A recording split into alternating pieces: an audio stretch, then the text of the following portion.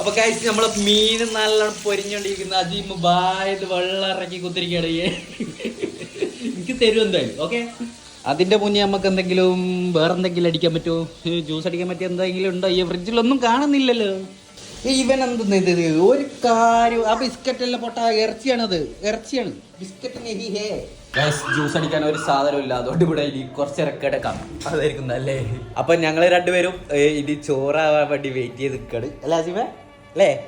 അപ്പൊ ചോറായിട്ട് ഇനി അടിച്ചു മാറുന്നങ്ങട് അല്ലേ? സെറ്റല്ലേ? അതാണ്.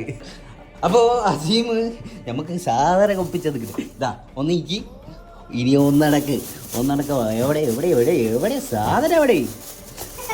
അപ്പോൾ ഇത് രണ്ടും അടിക്കട്ടെ, എന്നിട്ട് ചോറടിക്കല്ലേ? അതായിരിക്കും നല്ലേ. വിറ്റാമിൻ സിയും ഡിയും എല്ലാം കയറണം ആദ്യം അല്ലേ? കമാൺ. ഓ ചൂടല്ലേ, ഇനിയും തണുപ്പിച്ചേക്കാം. നാരങ്ങയൊക്കെ തിന്നു. ഇവിടുത്തെ നാരങ്ങ